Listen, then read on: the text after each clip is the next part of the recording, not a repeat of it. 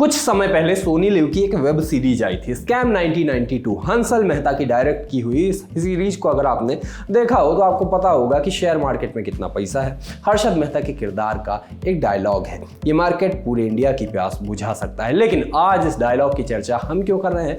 क्योंकि भारत का share market अब दुनिया का चौथा सबसे बड़ा शेयर मार्केट बन गया है। भारत ने हांगकांग के शेयर मार्केट को पीछे छोड़ के ये जगह बनाई है। ब्लूमबर्ग की नई रिपोर्ट में ये कैलकुलेशन की गई है। तो आज आसान भाषा में हम समझेंगे शेयर मार्केट क्या होता है, इसमें पैसा लगाकर प्रॉफिट कैसे कमाया जा सकता है और ब्लूमबर्ग की नई रिपोर्ट में क्या क्या सामने आया। नमस्कार, मेरा नाम है आशीष और आप देख रहे हैं ललन टॉप का खास कार्यक्रम आसान भाषा में, जहां आज चर्चा शेयर बाजार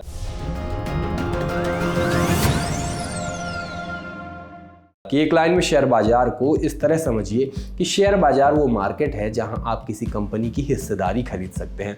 इसे एक उदाहरण से समझिए। मान लीजिए आपने एक चॉकलेट बनाई, ये चॉकलेट बड़ी टेस्टी बन गई, आपने सोचा कि इसको बेचकर कुछ पैसा कमाया जाए, तो आपने इसका एक स्टॉल लगा दिया।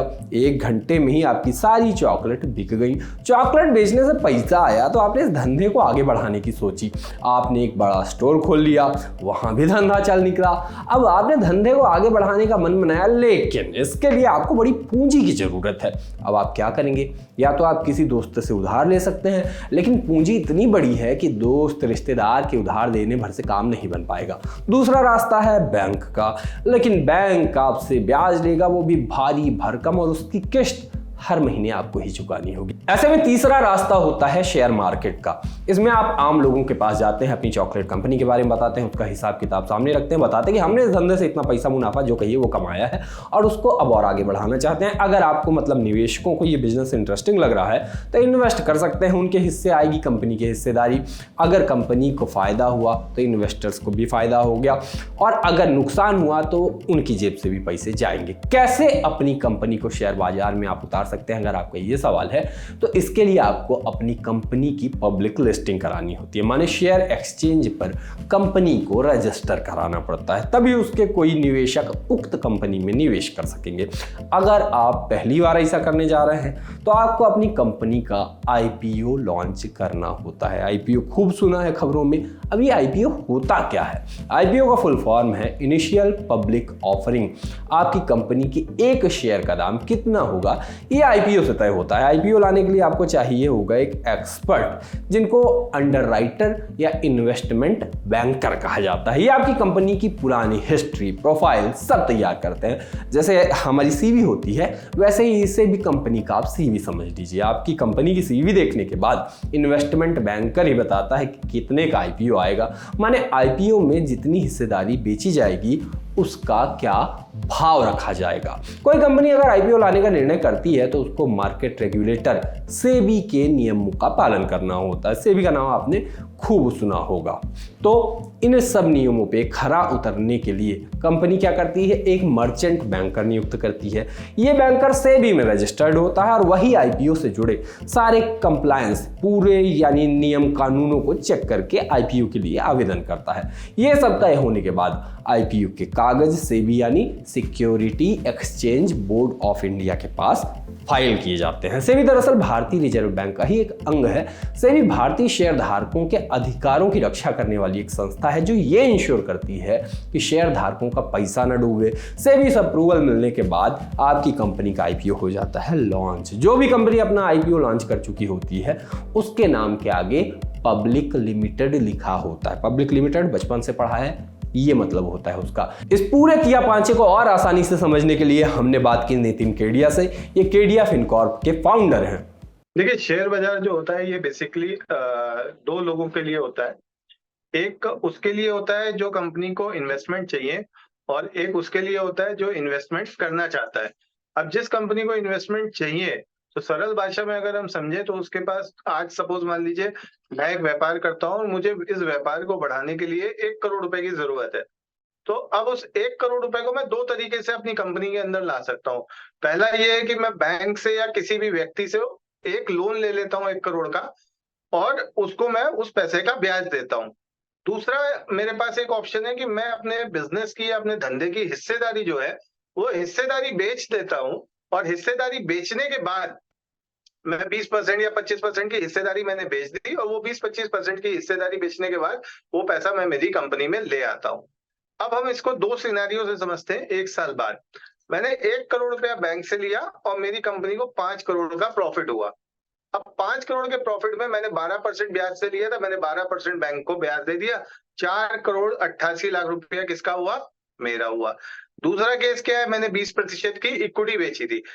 अब यदि 5 करोड़ का प्रॉफिट हुआ तो मैंने क्या किया? 12 लाख मैंने बैंक को दिए थे, यहाँ पे मुझे कितना देना पड़ रहा है? 1 करोड़ रुपया।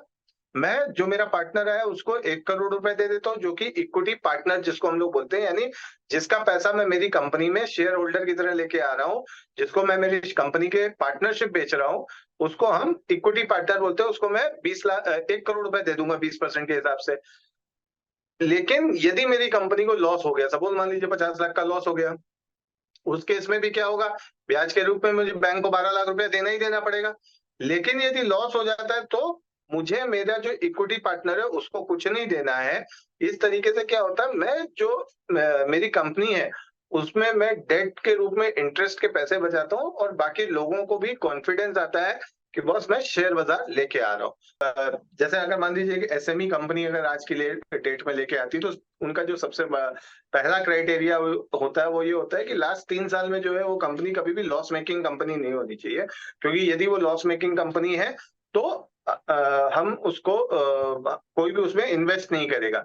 दूसरा, आप जब इशू लेके आते हैं तो उसके बाद पोस्ट इशू आपका जो पेड अप कैपिटल है वो 25 करोड़ से ज्यादा का नहीं होना चाहिए। तो ये मेजर 2 क्राइटेरिया होते हैं जिसके ऊपर वो कंपनी अपना इनिशियल पब्लिक ऑफर लेके आती है, जो आईपीओ का फुल फॉर्म होता है। वो आईपीओ इसको हम लोग प्राइमरी मार्केट कहते हैं, क्योंकि ये प्राइमरी मार्केट से पैसा जुटाने का माध्यम बनता है।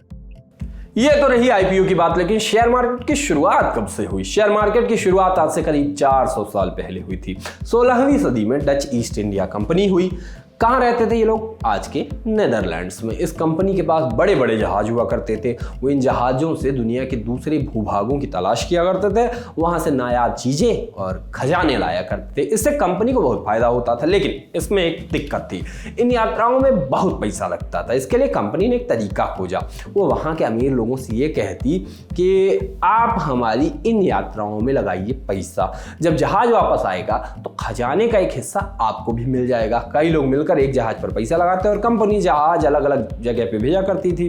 फिर उसके बाद क्या होता, जब जहाज की वापसी होती तो पैसा इन्वेस्टर्स में बांटा जाता था। कई बार तो जहाज वापस भी नहीं आते थे, या तो वो समुद्र में डूब जाया करते थे या उनको समुद्री लुटेरे लूट लेते। लेकिन इस तरह से शेयर मार्केट की शुरुआत तो हो ही गई। धीरे धीरे इसका आधुनिकीकरण हुआ और आज आप एक क्लिक करके किसी कंपनी के शेयर खरीद सकते हैं। भारत में इसकी शुरुआत कैसे हुई? साल 1875 में बॉम्बे स्टॉक एक्सचेंज की शुरुआत हुई। इसमें लोग कागज से शेयर बेचा करते थे और खरीदा करते थे। प्रेमचंद नाम के व्यक्ति ने इसकी शुरुआत की थी। यह कागजी खरीद फरोख्त का सिलसिला चला 1992 तक। फिर सरकार ने मार्केट के बढ़ते साइज को देखकर स्टॉक एक्सचेंज को और शेयर मार्केट को पूरी तरह से कंप्यूटराइज्ड कर दिया, और आज 2024 में शेयर मार्केट इतना एडवांस हो चुका है कि आप अपने फोन पर शेयर खरीद या बेच सकते हैं। बॉम्बे स्टॉक एक्सचेंज BSE में 5000 से ज्यादा कंपनियां रजिस्टर हैं। इसके अलावा भारत में नेशनल स्टॉक एक्सचेंज भी है, इसका नाम आपने सुना होगा। इसमें लगभग 2000 कंपनियां रजिस्टर हैं। इन सब कंपनियों के स्टॉक की कीमत बढ़ रही है या घट रही है, कैसे देखा जाए? इसके लिए 2 मानक बनाए गए हैं, सेंसेक्स और निफ्टी। तो पहले समझते हैं Sensex. Sensex Bombay stock exchange BSE की टॉप 30 कंपनियों का ट्रेंड दिखाता है। ये कंपनियां घाटे में जा रही हैं या फायदे में हैं। जैसे आज यानी 23 जनवरी 2024 को 3:30 बजे यानी शेयर मार्केट बंद होने के बाद सेंसेक्स 70,370.55 के स्तर पर था। ये अच्छा है या बुरा, इसको ऐसे समझिए कि यदि आपने 20 साल पहले इन 30 शेयर्स में पैसा लगाया होता तो आपका पैसा आज 10 गुना हो गया होता। हालांकि इन 30 शेयर्स कहना टेक्निकली गलत होगा, क्योंकि BSE जो है वो शेयर समय समय पे बदलता रहता है। दूसरा आता है निफ्टी। सेंसेक्स की तर्ज पर ही निफ्टी बना है। निफ्टी यानी नेशनल स्टॉक एक्सचेंज। ये टॉप 50 कंपनियों का ट्रेंड दिखाता है कि ये कंपनियां घाटे में जा रही हैं या नुकसान में हैं। 23 जनवरी 2024 को ये स्तर था 21,238.80 के स्तर पे। आप कैसे किसी कंपनी के शेयर खरीद सकते हैं, हम इस पे बात करेंगे। इसके लिए आपको 3 चीज़ों की ज़रूरत होगी। पहला बैंक अकाउंट, दूसरा ट्रेडिंग अकाउंट और तीसरा डीमैट अकाउंट। किसी शेयर को खरीदने के लिए आपको पैसों की ज़रूरत होगी, ऑब्वियसली हर चीज़ के लिए होती है। उसके लिए बैंक अकाउंट का भी होना ज़रूरी होता है, ऑब्वियसली वो भी हर चीज़ के लिए होता है। ट्रेडिंग अकाउंट आपके खरीद फरोख्त में काम आएगा और डीमैट अकाउंट आपके शेयर्स को डिजिटली रखने के लिए बनाया जाता है। ये 3 अकाउंट होने के बाद आप रेडी हैं शेयर मार्केट में कूदने के लिए। आज इसकी चर्चा क्यों? जैसा शुरुआत में ही बताया, ब्लूमबर्ग की नई रिपोर्ट में खुलासा हुआ कि इंडिया का शेयर मार्केट बढ़ रहा है। उसने हांगकांग के मार्केट को पीछे करके चौथे नंबर पर अपनी जगह बना ली है मार्केट कैपिटलाइजेशन के आधार पर। पहले नंबर पर अमेरिका, दूसरे नंबर पर चीन और तीसरे नंबर पे है जापान। भारत चौथे नंबर पर है, लेकिन ये चौथे नंबर पर पहुंचा कैसे? मार्केट कैपिटलाइजेशन क्या होता है, ये सवाल हमने पूछे एक्सपर्ट से। सुनिए। सर, ये किसी भी कंपनी के जो टोटल शेयर्स होते हैं बाजार के अंदर, सपोज मान लीजिए 1 करोड़ शेयर है और कंपनी का जो भाव है वो अगर 1000 रुपए चल रहा है, तो उसका जो मार्केट कैप होता है वो हो जाता है 1000 करोड़ का। यानी कंपनी का आज का शेयर का भाव जिसपे वो ट्रेड कर रहा है multiply by number of shares available in the company. तो जब मैं इन दोनों को मल्टीप्लाई कर देता हूं तब मेरा मार्केट कैप निकल के आता है। अब जब भारत के मार्केट कैप की बात होती है तो भारत के मार्केट कैप का मतलब हो गया कि नेशनल स्टॉक एक्सचेंज और बॉम्बे स्टॉक एक्सचेंज, ये जो 2 एक्सचेंजेस हैं, इन दोनों एक्सचेंजेस में जो कंपनियां लिस्टेड है उनका जो टोटल मार्केट कैपिटलाइजेशन होगा, यानी उनकी total value multiply by total number of issued share, वो भारत का मार्केट कैप कहलाएगा। अब जैसे निफ्टी के मार्केट कैप की बात करें तो निफ्टी एक इंडेक्स है, उस इंडेक्स के अंदर क्या 50 शेयर है। इन 50 शेयरों की value multiply by total number of equity shares in the company. तो जब हम दोनों को मल्टीप्लाई कर देते हैं तो हमारा मार्केट कैप निकल के आ जाता है। तो मतलब भारत का जो मार्केट कैप है या भारत में जो लिस्टेड कंपनियां हैं उनकी अगर हम कैपिटलाइजेशन की बात करें, ये जितना वो पैसा आज की डेट में अगर अपना शेयर बेचती हैं तो बाजार से रियलाइज कर सकती हैं, तो उस मायने में हम विश्व के चौथे बड़े कैपिटल मार्केट बन चुके हैं वैश्विक बाजार के अंदर। हम ग्लोबल मार्केट के अंदर आज की डेट में चौथे नंबर के वो प्लेयर हैं। और ये वाकई एक बहुत गर्व की बात है मानस जी, क्योंकि 2013 की अगर हम लोग बात करते हैं तो हम एक फ्रेजाइल इकोनॉमी कहलाते थे। और उस टाइम पे क्या होता था, एफआईआई जो है वो यानी विदेशी निवेशक जो है वो डेली के डेली जो है वो पैसा निकाल रहे थे। रोज हम लोग यही देखते थे कि आज विदेशी निवेशकों ने कितना पैसा निकाला और मार्केट कैप जो है वो हमारा कितना गिरा है। लेकिन अगर हम 2015 के बाद की बात करें और विशेषकर कोविड के बाद की बात करें, जिस तरीके से भारतीय अर्थव्यवस्था ने अपने आप को रिकवर किया है, उसको देखते हुए जो है मुझे लगता है ये अतिशयोक्ति नहीं होगी, लेकिन शायद हम 2028 या 29 तक टॉप 2 के अंदर पहुंच जाएंगे। ब्लूमबर्ग की रिपोर्ट को विस्तार से समझना चाहते हैं तो आज का खर्चा पानी का एपिसोड आप देख सकते हैं, लिंक डिस्क्रिप्शन में आपको मिल जाएगा। आज के लिए इतना ही, कल आपसे फिर मुलाकात होगी।